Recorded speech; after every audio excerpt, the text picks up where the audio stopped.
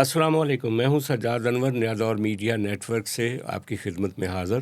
آج ہمارے ساتھ موجود ہیں جناب رضا رومی صاحب، نیا دور کے روح رواں، پروفیسر اور بہت سی کتابوں کے آتھر اور کرنٹ افیئر پہ ید طولہ رکھنے والے رضا رومی صاحب کو آج ہم نے پکڑا ہے، اور آج ہم پوچھیں گے رضا صاحب آپ سے کہ یہ جو سیز فائر ہوا ہے ایران، امریکہ، اسرائیل کا، اس کو کچھ لوگ کہہ رہے ہیں کہ یہ ضرورت تھی، کچھ لوگ کہہ رہے ہیں کہ یہ معجزہ ہوا ہے۔ آپ کیا سمجھتے ہیں کہ یہ ضرورت تھی، پاکستان کی بہت زیادہ ضرورت تھی اس طرح کا معاہدہ کروانا، یا پھر آپ سمجھتے ہیں کہ یہ کوئی قدرت نے معجزہ ایک بڑی جنگ سے اس خطے کو بچا لیا ہے اور تباہی، ایک بڑی تباہی سے انسانیت بچ گئی ہے، اور یہ قدرت کا کوئی معجزہ ہوا ہے؟ سرزد شہباز شریف صاحب سے اور جنرل عاصم منیر صاحب سے۔ جی سجاد صاحب، تھینک یو، اور بڑا آپ نے جنرس انٹروڈکشن کرایا، آپ تو ہم سب کے استاد ہیں۔ دیکھیں، یہ جو جنگ بندی ہوئی ہے جی جی یہ دراصل ایک معجزے سے کم نہیں ہے، کیونکہ اگر آپ دیکھیں 24 گھنٹے پہلے بھی یہ نہیں لگ رہا تھا کہ کوئی سیز فائر ہو جائے گا، کوئی امکان ہے، کیونکہ اتنی ہارڈ لائن پوزیشن تھی امریکہ کی بھی اور ایران کی بھی، اور اسرائیل جو پیچھے امریکہ کو چابی دیتا رہتا ہے کہ بس ختم کر دو، پہ جاؤ، تو ان حالات میں لگ رہا تھا۔ لیکن پورا دن کل کا جو تھا وہ پاکستان کی طرف سے ایفرٹس جاری تھیں، بڑی کچھ خاموشی سے اور بڑی کنسسٹنٹلی ہر فرنٹ کے اوپر، اور ایک دو سورسز تو میرے بھی ہیں جنہوں نے مجھے یہ بتایا، اور مجھے خود یقین نہیں آ رہا تھا سچ جانے میں، کہتا کہ اچھا یہ، وہ کہتے کہ جی یہ ہو جائے گا، کچھ نہ کچھ ہو جائے گا۔ جے ڈی وینس جو ہے اس کے ساتھ رابطہ ہے، وائٹ ہاؤس سے رابطہ ہے، فیلڈ مارشل کا رابطہ ہے، امریکی حکام کے ساتھ، چینی حکام کے ساتھ، ایرانی حکام کے ساتھ، الغرض، اور پھر سعودی عربیہ جو پاکستان کا پارٹنر ہے، کی پارٹنر ہے۔ تو پاکستان کی آپ دیکھیں کہ کتنی مشکل ڈپلومیسی تھی، لیکن پاکستان کی طرف سے یہ جو معجزہ ہے یہ پاکستان کی محنت سے ہوا ہے۔ اور آپ کا سوال تھا کہ یہ پاکستان نے اپنے لیے کیا، بالکل پاکستان کا تو وجودی خطرہ ہے اس جنگ سے۔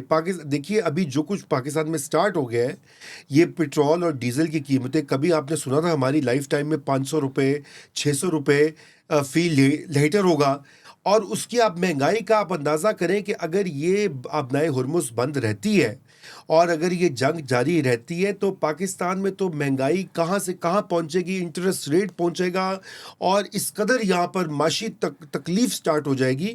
اور پھر گلف جو خالی ہو رہا ہے، جہاں سے ہمیں ریمیٹنس آتا ہے، دیکھیں نا، 42 ارب ڈالر ہمیں آتا ہے پوری دنیا سے، پاکستانی ورکر بھیجتے ہیں، اس میں 55% آتا ہے Saudi Arabia, UAE, Kuwait, Qatar, ان ممالک سے، یعنی کہ 22 ارب ڈالر سالانہ جو لوگوں کے گھروں میں، بینک اکاؤنٹ میں، فیملیز کو جاتا ہے۔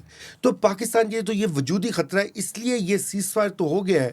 اب یہ 2 ہفتے کے بعد جو ہے یہ کیا دیر پا بنیادوں کے اوپر یہ مسئلہ حل ہوتا ہے، یہ دیکھنا باقی ہے۔ لیکن پاکستان کی میں سمجھتا ہوں کہ یہ اب بھرپور کوشش ہوگی، فیلڈ مارشل عاصم منیر کی بھی، وزیر اعظم شہباز شریف کی بھی، کہ وہ اس مومنٹم کو جاری دے سے دھکا دیتے رہے تاکہ یہ کہیں جا کے تصفیہ سیٹل ہو جائے۔ جی سجاد لیکن رضا صاحب، اس سے پہلے جو ایک اور اینگل بھی تھا کہ پاکستان کو سعودی عرب بار بار کہہ رہا تھا کہ ایران ہم پہ اٹیک کر رہا ہے اور آپ کے ساتھ ہمارا ایک اسٹریٹجک ایگریمنٹ ہے، آئیں ہمارا ڈیفینس کریں۔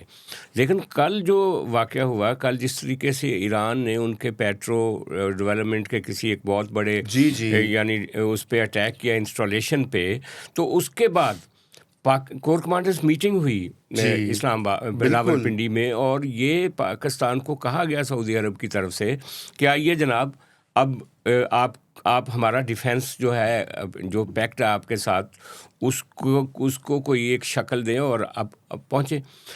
پاکستان کے لیے اگر پاکستان اس جنگ میں سعودی عرب کے ساتھ اپنے ایگریمنٹ کی نسبت سے شامل ہو جاتا، تو اگر یہ سیز فائر نہ ہوتا تو کل کو میزائل پاکستان پہ گر رہے ہوتے ایران کے، اور ہم بری طرح سے اس جنگ کی لپیٹ میں آ چکے ہوتے۔ یہ بھی تو ایک ایلیمنٹ تھا۔ جی کل بالکل یہ والا ایلیمنٹ، میں نے تو معاشیات کا زیادہ ذکر کیا ہے، اور یہ والا ایلیمنٹ اس سے بھی زیادہ پیچیدہ ہے۔ یس، اس سے پیچیدہ اس لیے کہ یہ تو پاکستان کی جو سوشل فیبرک ہے اس کی دھجیاں بکھر جائیں اگر ہم اس جنگ میں ایران کے خلاف سعودی عربیہ کا ساتھ دیں یا سعودی عربیہ کے خلاف جو ہے ایران کا ساتھ دیں. ہاں تو آپ کا شیعہ سنی ایک دراڑ تو پہلے ہی ہے لیکن پھر اگر ہم اس جنگ کی وجہ سے اپنے اوپر حملوں کو انوائٹ کر لیتے تو کہاں بات پہنچ جاتی. بہت بڑا مسئلہ بنتا. آپ کو پتہ ہے کہ جب 28 فروری کو امریکہ اور اسرائیل نے حملے کیے, اس کے بعد 1 مارچ کو پاکستان میں کیا جو ہے مارا ماری ہوئی. جی یہ شیعہ علماء جو ہے جو ابھی بعد میں آ کے بڑی تقاریر کر رہے تھے, انہوں نے لوگوں کو بھڑکایا,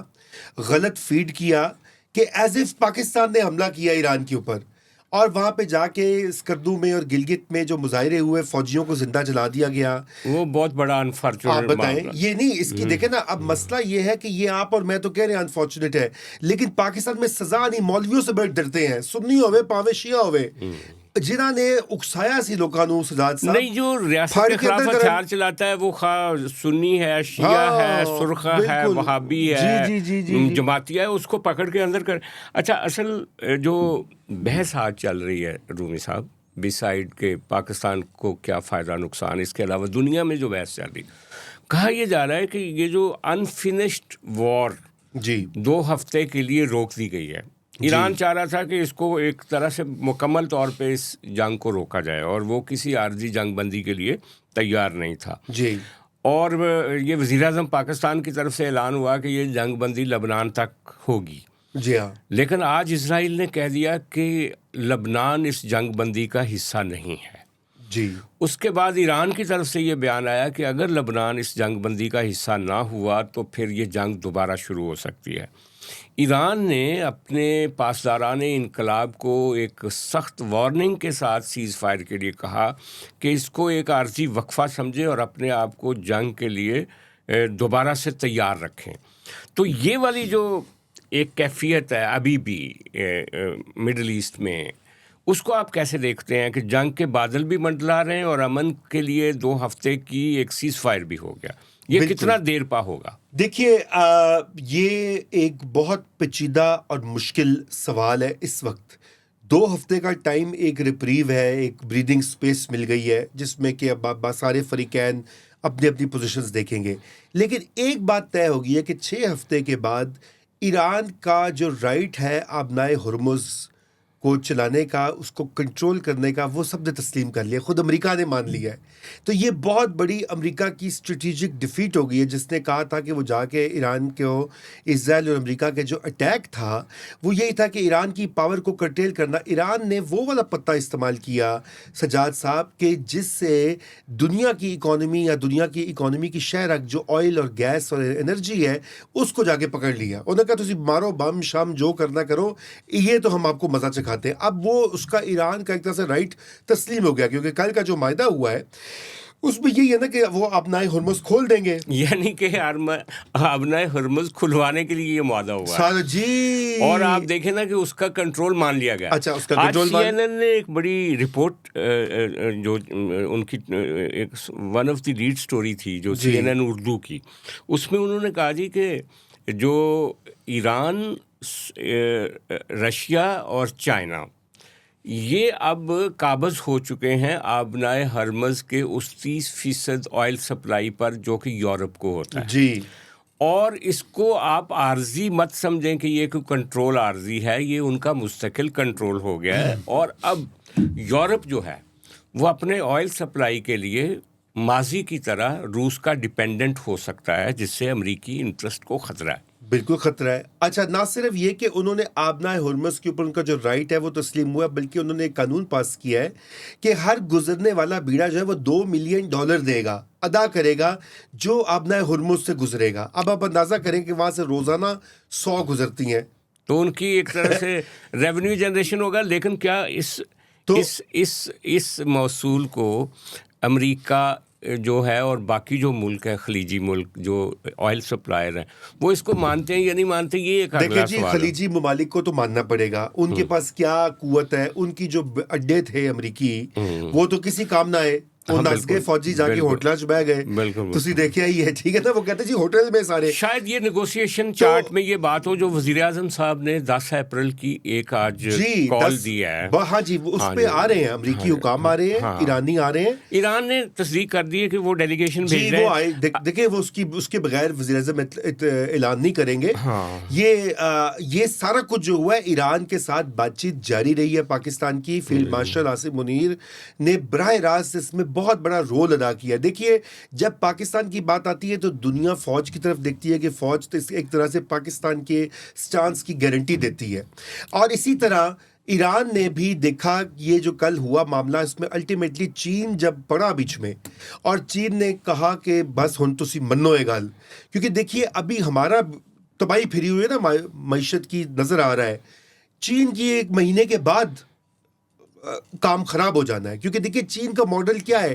ایک تو وہاں پہ دھڑا دھڑ مینوفیکچرنگ ہو رہی ہے, تیل گیس چاہیے وہ بلاک ہو جائے گی, مہنگی ہو جائے گی, کاسٹ آف پروڈکشن یعنی کہ جو 2 روپے کی چیز بنتی ہے وہ 10 میں بنے گی. جی ہاں بالکل ٹھیک ہے نا, تو چین کی ایج چلا گیا, چین کا وہ ایج چلا جائے گا. اچھا نمبر 2 جو گڈس بکتی ہیں جو بناتے ہیں ان کو خریدنے والے کے پاس بھی تو پیسے ہونے چاہیے نا. ہاں بالکل ٹھیک ہے نا, سجاد صاحب اور مارکیٹ میں بے شمار مال ہو, میرے پاس پیسے نہ ہو تو کس خوشی کا ہے وہ. تو جتنا عالمی معیشت کا مندہ ہوگا چین کا مندہ ہوگا. چنانچہ چین کا بھی اس وقت انٹرسٹ ہے براہ راست کہ یہ جنگ ختم ہوتی ہے, تو اس لیے پاکستان اور چین کا انٹرسٹ ایک پیج پر آ چکا ہے پہلے کی طرح. اور یہ اب یہ جو 10 اپریل کو بھی ہوا ہے اس میں بھی در پردہ پاکستان جو ہے جو بھی تجاویز دے گا بات کرے گا وہ چین کی رضامندی کے ساتھ ہی ہوگا, اور ایک طرح سے آپ سمجھے پاکستان اور چین مل کے ان کی جو یہ کوششیں ہوں گی.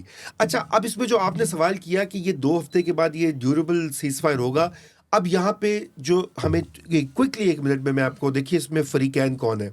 ایک طرف ہے امریکہ اور اسرائیل نے اسٹارٹ کیا. امریکہ کا انٹرسٹ نہیں ہے کہ ایران کولیپس ہو, اسرائیل چاہتا ہے ایران کولیپس ہو جائے, ایران کے ٹکڑے ہو جائے, اس کی ریاست بکھر جائے. امریکہ نہیں چاہتا, وہ کہتا ہے کہ ہمیں اس سے کیا فائدہ ہے. دوسرا اگر ایسا ہوتا ہے تو اس کے جو اثرات عالمی معیشت پہ پڑیں گے امریکہ پہ براہ راست پڑیں گے. اسرائیل کو اسرائیل بھی در حقیقت ایک انتہا پسند ریاست اور سوچ کا حامل ہے. وہ کہتا ہے کہ جی میں مر آپ شریک دی کانڈ ٹہ جاوے پاوے میں تھلے آ جاواں. تو سنا محاورہ, تو اس کا بھی یہی حال ہے کہ تو اس لیے اس وقت بہت ڈائیورجنس آ گئی ہے. اب تیسرا میں نے چائنا کا ذکر تو کر ہی دیا, اور پھر گلف کی ریاستیں ہیں, اور پھر پاکستان ہے.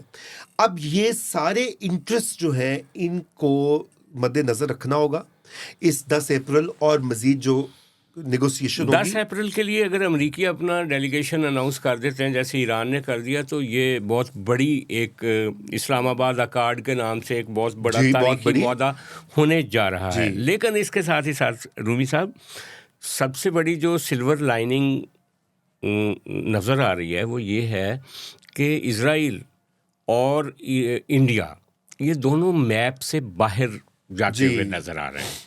انڈیا میں بھی جو ان کی اپوزیشن ہے وہ کہہ رہی ہے کہ مودی ریلیونٹ ہو گیا ہے, عاصم منیر کے چرچے ہیں جی ہر جگہ پہ.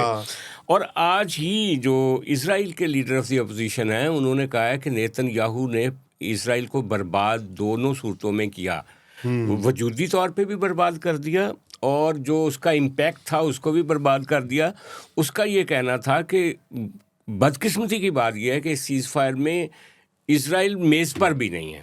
جی اور ادھر سے مودی کو بھی یہی کہا جا رہا ہے کہ وہ جو کہتا تھا وشو گرو, تو وہاں کے جرنلسٹ کہہ رہے ہیں اصل وشو گرو تو پاکستان نکلا.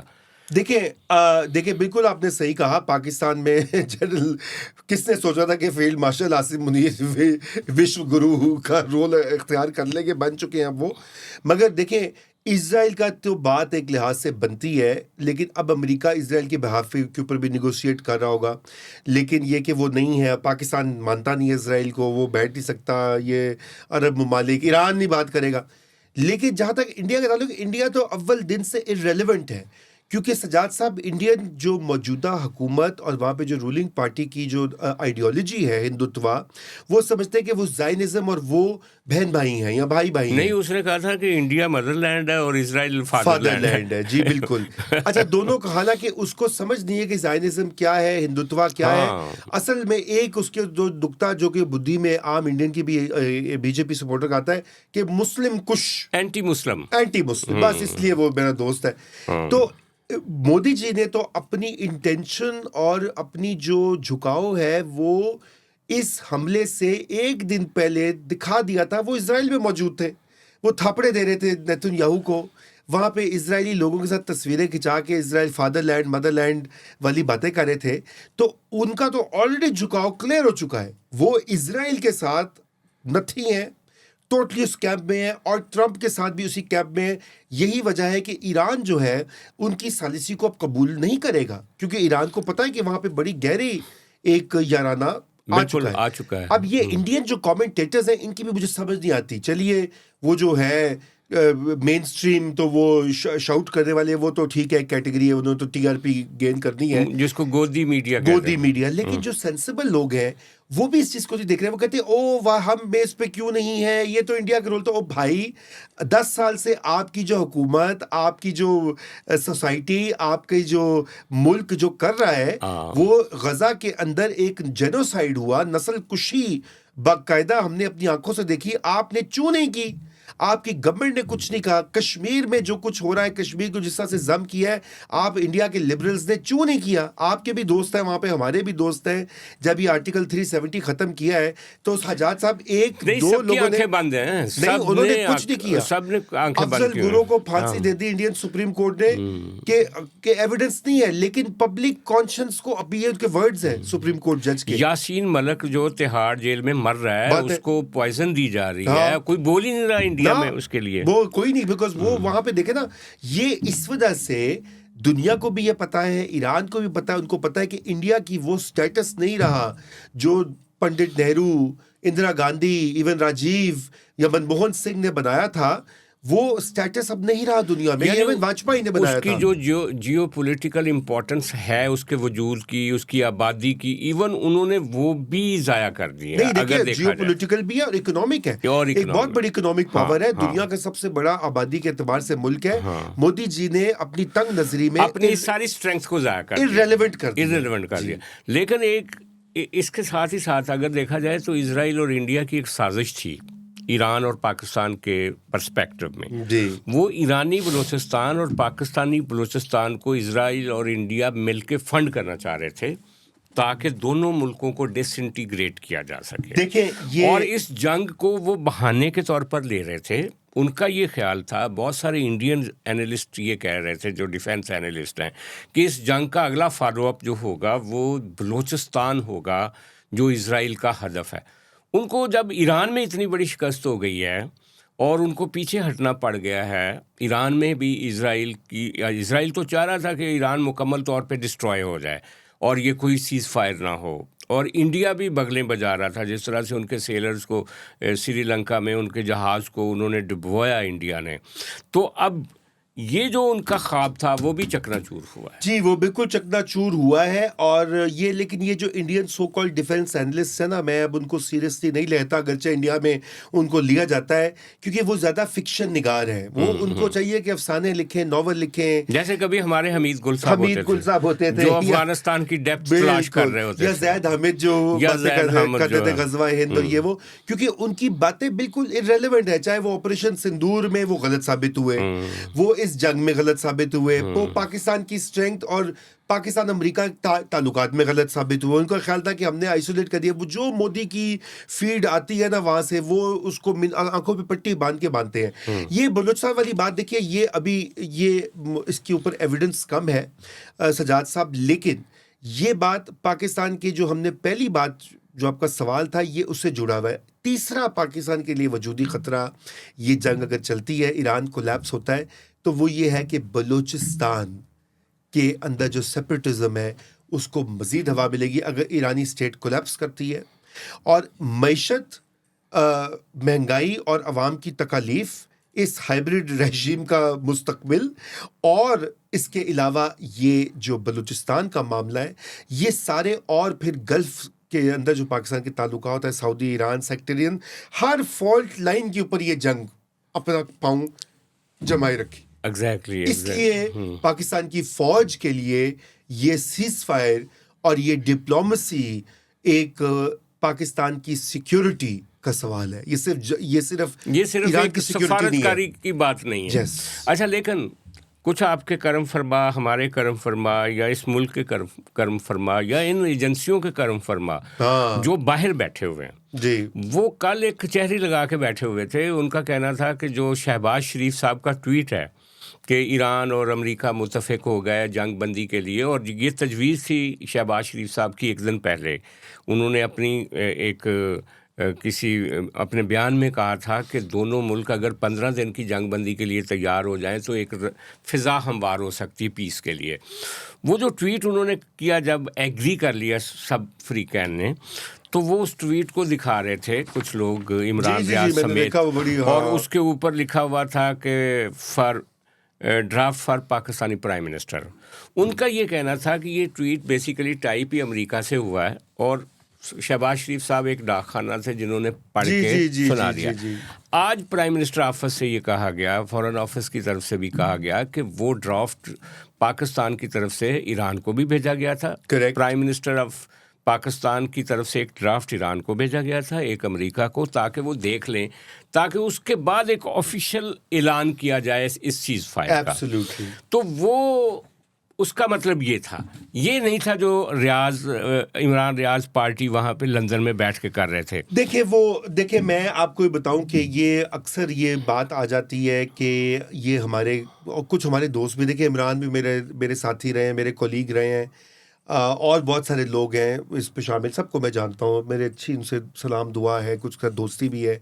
مجھے بعض اوقات افسوس ہوتا ہے کہ ایک تو وہ ڈیسپریشن کا کچھ عالم لگتا ہے. اس کی وجہ یہ ہے کہ جتنی تجزیے اور انالیسز اور پریڈکشنز تھیں یہ پچھلے 2-3 سال میں، وہ ایک ایک کر کے غلط ثابت ہوئی ہیں. مثلا دیکھیے، ان کا یہ کہنا تھا کہ ٹرمپ آ کے عمران کو نکال دے گا، عمران نکلیں گے، سب واپس آ کے بڑے بڑے عہدوں پہ، یا بڑے یا جو بھی ان کی یہاں پہ آزادی ہوگی. وہ کہتے تھے کہ پورا اقتدار بدل جائے گا، عاصم منیب کی چھٹی ہو جائے گی، عمران خان کو فری ہینڈ مل جائے گا، ٹرمپ ہوگا اور عمران خان ہوگا. اب یہ ہے کہ وہ کہہ رہے ہیں کہ پھر انہوں نے کہا کہ یہاں پہ عوام کا سیلاب آ جائے گا، مہنگائی پر، کسی اور چیز پہ. اچھا، لائرز موومنٹ چلا دیں گے، اور لوگ نکل رہے ہیں، اور لوگ ان کو پھانسیاں دیں گے، ان کو الٹا دیں گے. یہ ہوا، وہ سب کچھ نہیں ہوا. آپ دیکھیں نا، پھر یہ انڈیا سے ان کو بڑی توقعات تھی. آپریشن سندور میں یہ کہہ رہے تھے کہ پاکستان کو ایسی مار پڑنے والی ہے کہ پتہ جائے گا اس ملٹری کو. وہ بھی نہیں ہوا. اور اب یہ اس موقع پہ بھی ان کو توقع تھی. جی دیکھیں، اس کو وہ کیا ہمارے یہاں پنجابی میں کیا کہتے ہیں کہ دودھ وچ مینگڑیاں پان دی کوشش کرنا.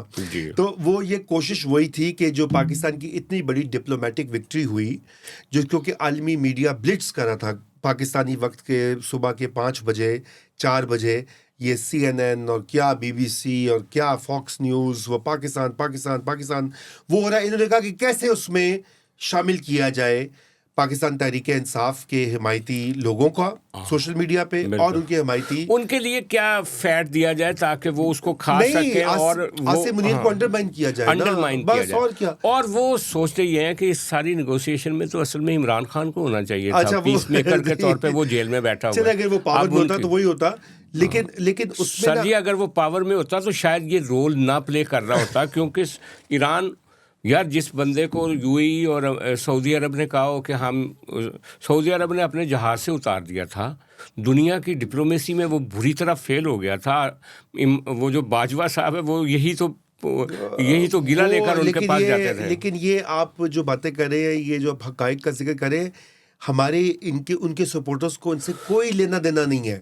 وہ یہ جو آپ کی باتیں نا، وہ کہیں گے کہ آپ جھوٹ بول رہے ہیں، آپ پٹواری ہیں، یا آپ جیلے ہیں، یا لفافہ ہیں، یا اینٹی عمران ہے، بغض عمران کا شکار ہے، عمران دشمن ہے، عوام دشمن ہے، ووٹ چور ہیں. وہ انہوں نے طرح طرح کی، ان کو ایک پیرلل ریئلٹی میں رہتے ہیں وہ. لیکن رضا صاحب، وہ اس پیرلل ریئلٹی کے باوجود جب وہ نتائج دیکھتے ہیں، ہاں جب وہ صندور آپریشن کا نتیجہ دیکھتے ہیں، جب وہ ان ٹاکس کا نتیجہ دیکھتے ہیں، جب وہ ٹرمپ کی گفتگو سنتے ہیں، پھر تو ان کو سوچنا چاہیے، ریئلائز کرنا چاہیے ہاں کہ وہ کون سے خواب میں ہیں اور یہ خواب کب ان کا ٹوٹے گا۔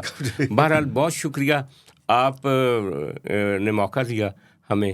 آپ کو دوبارہ پھر میں ضرور، چاہتا ہوں کہ ایک ہفتے میں آپ کے ساتھ ایک شو ہونا چاہیے۔ انشاءاللہ تو انشاءاللہ۔ بہت شکریہ رضا صاحب، اور دیکھنے والوں کا بھی بہت شکریہ۔ اپنے کمنٹس دیجیے گا آج کے شو کے حوالے سے۔ کل پھر ملاقات ہوگی، بہت مہربانی۔